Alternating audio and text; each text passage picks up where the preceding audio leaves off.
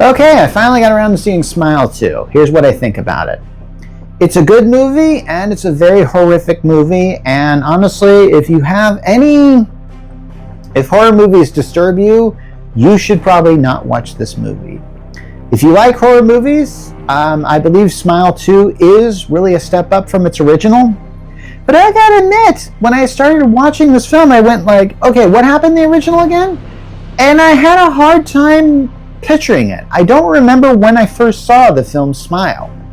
I think I remember just discovering that it was on Prime once, and I watched it, and I thought, okay, this is a really interesting film.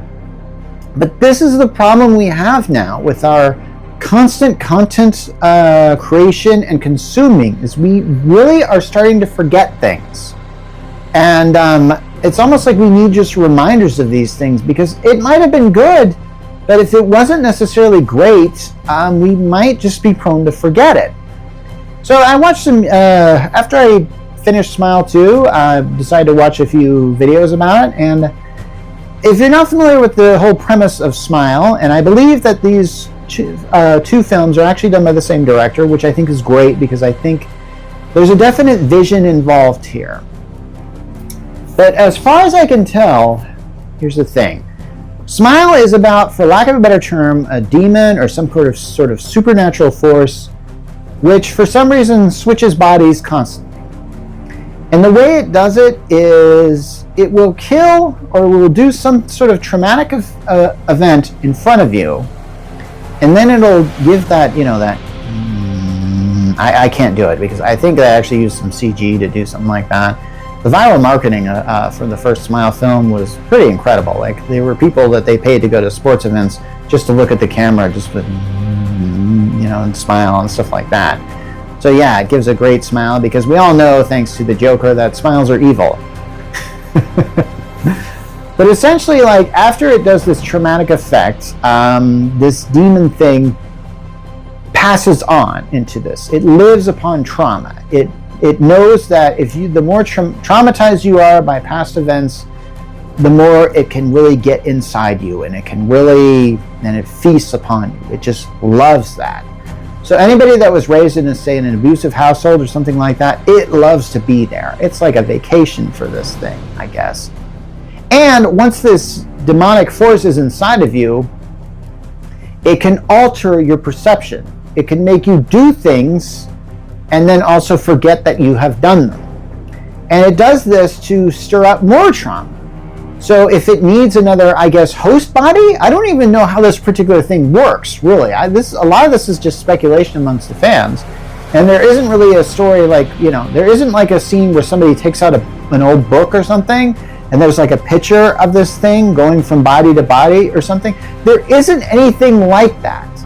And I had to admit, I didn't really remember what the problem was with the first movie, but the first movie dealt with a character who was essentially a psychologist who works at a mental hospital, and one of the patients essentially loses it and has that smile and then kills himself in front of them, and then that passes on the smile demon, the smile sickness. I don't even know what to call it.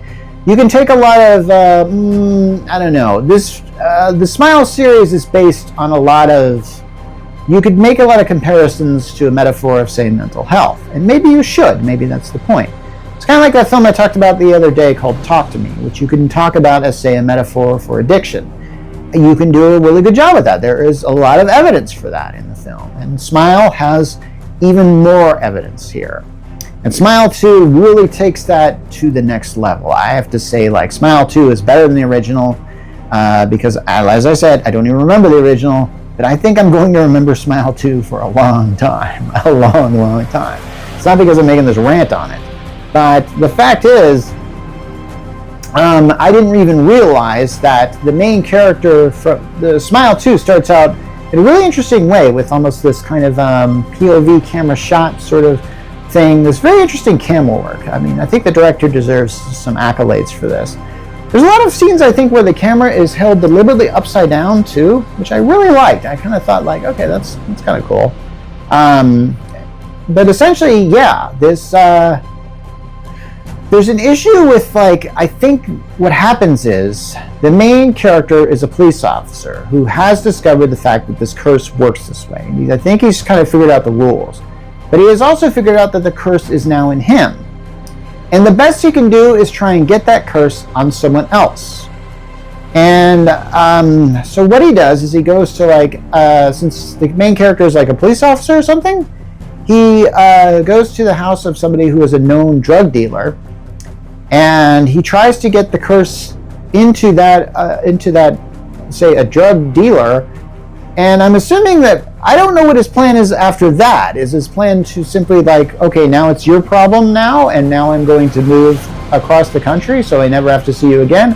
I don't really know what the big end game was for this main character to do. But I think he's really the only returning actor from Smile, from the original Smile film. Again, I'm not really sure, but I've seen some YouTube videos that talk about this, and they seem to confirm that. So, hey. Now, unfortunately, when this guy tries to get the curse in a drug dealer, it gets into another drug dealer who has a meeting with a certain person who's a pop star. And this pop star is played by, I forget her name, but done a really good job. So essentially, Smile 2 is told from the point of view, for the most part, is told from the point of view of this pop star named Sky, who gets infected with it. And she starts seeing all kinds of crazy stuff. And it gets very crazy for her, because she's essentially, like, what happened to her was she was involved in a lot of trauma. She was involved in a car accident, and that car accident was a result of her being on a lot of drugs and having this vicious fight with her then boyfriend at the time, and they got into a bit of a scuffle, and this is shown in flashback. And she actually, like, turns the wheel of the car, and the car veers off the road, and she is severely injured, and she has to have surgery, and there's, like, a severe scar here, so she has a lot of scars on here. So the Smile gets into her because one day she's low on pills, and she goes to visit a certain drug dealer she knows, and that guy has a Smile curse. And that guy kills himself in front of her by, this is where it gets really sick. He takes, like, a weight, like the type you'd see at the end of a barbell, and just smashes it into his face repeatedly. And yeah, that's going to create a traumatic event, and then that, I guess it kind of goes into her now. So as this character is going along through their day, and they're trying to rebuild themselves as an artist, they've gone on the Drew Barrymore show to talk about the fact that they were an addict, so they're trying to do this comeback tour. And while they're doing this, they're trying to make videos, but while they're making these videos, she's just seeing all kinds of crazy things. She's seeing fans that have these severe smiles on their faces. And at this point in time, the guy from the first movie, the guy who was trying to pass the curse off, actually contacts her via cell phone. And this is one of those things that I've seen in a lot of horror movies. I've talked about a week ago, I reviewed, like, a lot of horror movies in a row. And how in a lot of horror movies start out with a curse, and then a part of that is the protagonist always has to figure out how to break the curse. And in this case, with Smile, I have to admit, one of its weaknesses is once that thing gets a hold of you, it can literally make you do things. You have no more free will after that. Now, for the most part, I think it actually doesn't usurp your free will entirely for some reason. So oftentimes you can find yourself, if you're under the Smile curse, you can find yourself waking up to just certain things. Now, here's where I'm going to get to the spoiler of this thing and what it really means for the Smile series overall, because I can tell whoever is making these Smile movies wants there to be a franchise on this, and I'm not really certain I want that, because a lot of horror movies have been ruined because they turn into a franchise and they just get sillier and sillier and sillier and not even scary anymore. Think Final Destination, about how dumb the deaths got after I don't even know what, and I've never even seen the Final Destination series. Smile could go this different way. Anyway, it ends with the main character, Sky, essentially killing herself in front of an audience of thousands of people, and there's these giant big screens that show the big smile on her face, which means she has either passed off that curse to someone else, maybe in the audience, or she has somehow multiplied it. And that could be very interesting, but how do you do a film on that I kind of want to know, and I kind of want to see Smile Free just for that alone.